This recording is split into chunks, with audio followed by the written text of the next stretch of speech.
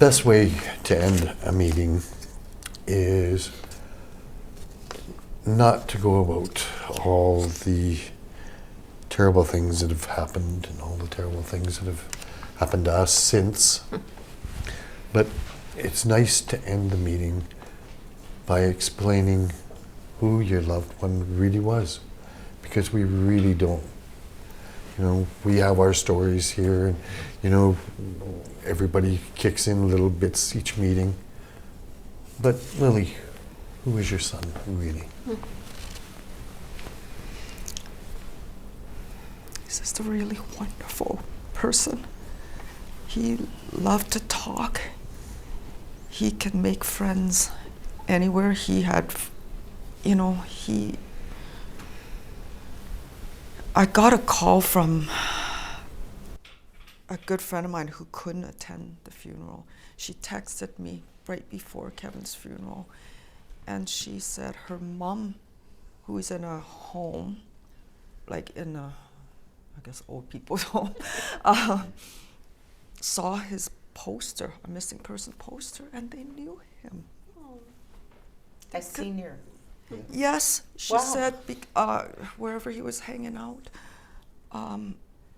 they used to see him, and he talks to them. Wow. Yeah, a bunch of old ladies. Yeah, and they said, well, we don't know about his friends, but yeah, it was, Wow. yeah, and he loved to talk. He smiled all the time, except when he was grumpy. But you know, but in general, he has a beautiful, beautiful smile, and you know, we have a celebration. We celebrate his birthday every year in our backyard, and the most common thing his friends said was that he was the life of the party.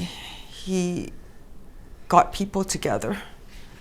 He was fun, even when things weren't fun. I remember his younger brother spoke during his funeral, and I remember one thing he said was, Kevin would come home from a 12-hour construction shift as though he came home from a party. Wow. And just talk about his day. He was just, his joy was just infectious. Yeah. Thank you. We are the advocates for the people that we've lost. I try and give something just about every meeting of who Shane was. The story last time, him, the little guy playing the video game. Dad, you'll get the hang of it. Just things that he did. I have pictures. We'd go on holidays, go to Edson.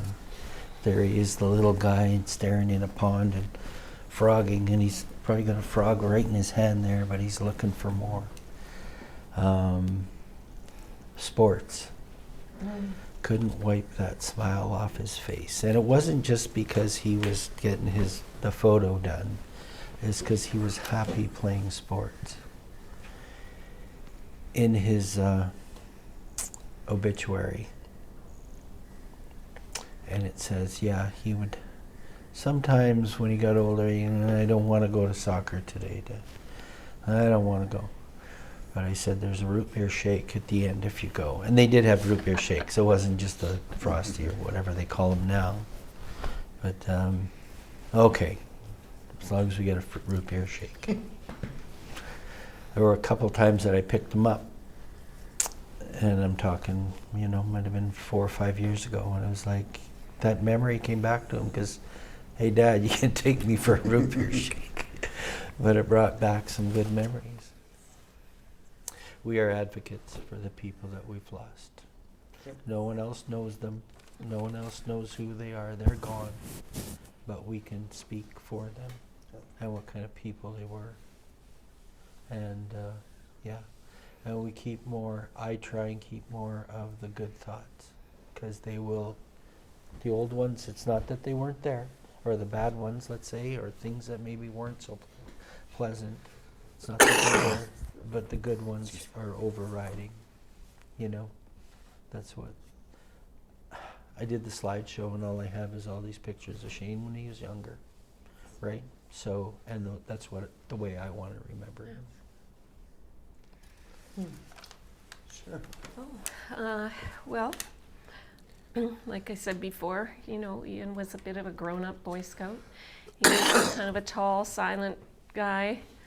It's a bit of a cliche that they say, you know, he was soft-hearted and, you know, this big, strong man who would help little old ladies across the street. Or he loved babies and animals, and they loved him. They just gravitated to him, and babies would fall asleep in his arms, and it was crazy. And, you know, he was just so looking forward to grandchildren. Man, oh man. And, you know, he was a good man. His handshake was his contract.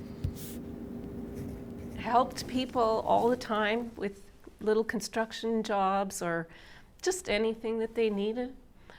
He saw things that I didn't see. He would see people struggling, and he would go and help them. My daughter's middle child, he's just about 3 now. He's like a little clone of Ian. This little burly little boy with big, big eyes and dimples, and you know, he even walks like his granddad. And I just think he's just like a little reincarnation, and it's really sweet to see. It's heartbreaking, but yeah. Anyways, you know, Ian was this tall, handsome guy I fell in love with when I was 19. When he was young, people thought he looked like Christopher Reeves. It was hard not to love him. He was very good to his mom, which my dad always said, look for the ones that are good to their moms. And he was all of those things. And I just pray that I lead a good life. I know he would want me to be happy, that he would not want me to be bitter and sad. And so I'm trying to do that for him, to honor him that way, and be a happy grandma. And as I say, the world lost a good man. A good man was stolen from this world. It's that's a very nice way of memorializing him. I hope Because so. you're right, he would want you to carry on and have a wonderful life. So it's nice that you can do that in his memory. Mm-hmm. And you can hold grief and happiness at the same time, amazingly. Elijah was my only son. He had 2 sisters. Obviously, he was a grandson, a cousin, all those things.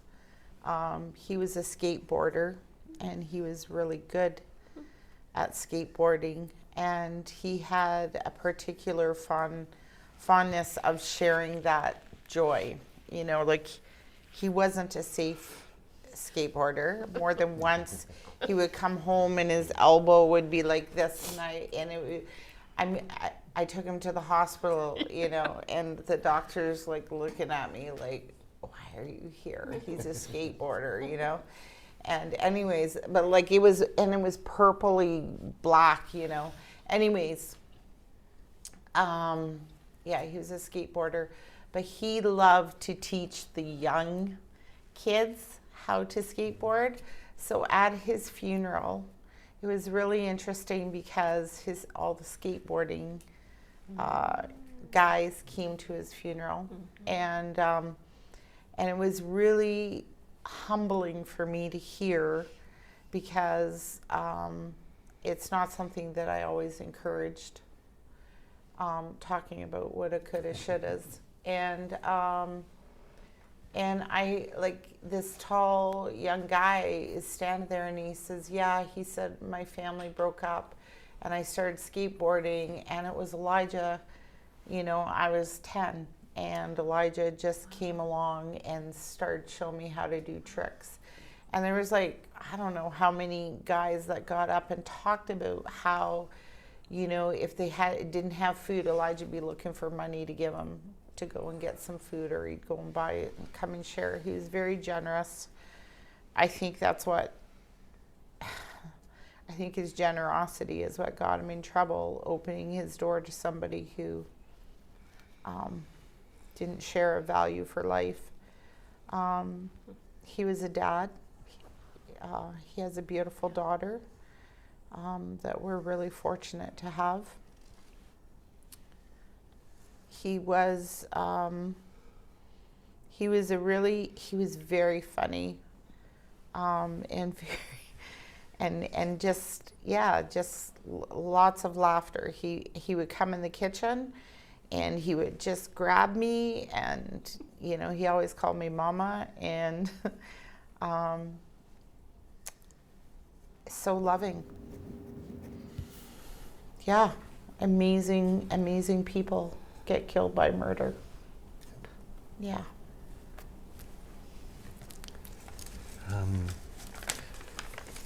Shane, you know, as everybody has said, was a happy-go-lucky kid. He was murdered when he was 17, and his friends still come to the memorial every month and that. But there's stories of him, you know, his nickname was Smiley, because he always had a smile on. And they'd be sitting in the seat of the school bus, and then they'd quickly turn around to see whether or not he was smiling. And he was smiling, you know. He was just one of those kids that touched everybody. He had, you know, one of his best friends was the valedictorian for that particular year he was supposed to graduate. But he could go into the, you know, mentally, I can't remember what we call them now. Not mentally handicapped, but people with challenged, mentally challenged. Yeah. And he'd go in there and he'd fit right in. Yeah. Kind of wondered once in a while, you know, maybe that's where you should be, but you know, no. He could fit in anywhere and every place. Wow. And I didn't realize how far his reach was until his funeral. And there was people from way over in the West End, out in the country, all over Edmonton. And he lived and grew up east of Edmonton. You know, everybody was a friend. So, and like you said, loved his sports, you know. He was never going to be a professional athlete, but he loved his sports. You know, so. And lots of courage. Those kids would do all kinds of stupid things, but they had fun doing it. Yeah, joyfully. Yeah. Yeah. And Yeah. it often makes me wonder whether or not he knew his days were short, because he's always lived his life to the fullest. Interesting. So, anybody have anything else they wish to contribute? Thank you. Yes. No, thank you. It was a very nice, informative meeting. It's nice to hear about your loved ones and the steps that we're taking on our journey. And it always amazes me how well the human body adapts, because going through these times, and we're still walking and we're still breathing. And we should be basket cases.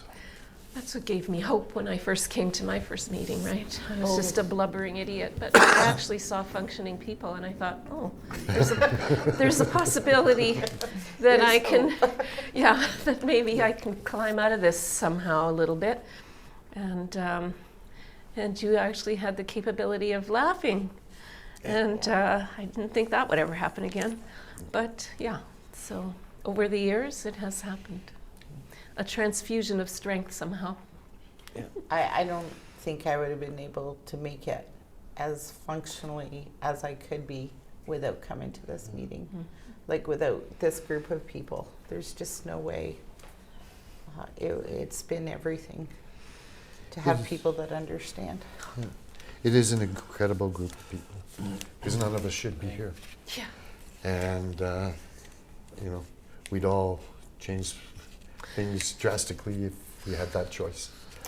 I knew I needed help, so I went to a grief counselor, and then group was recommended by a friend that said if you get the opportunity to join, if you can do a group setting, it will be so much better as well. Thank you all for braving the elements and coming out.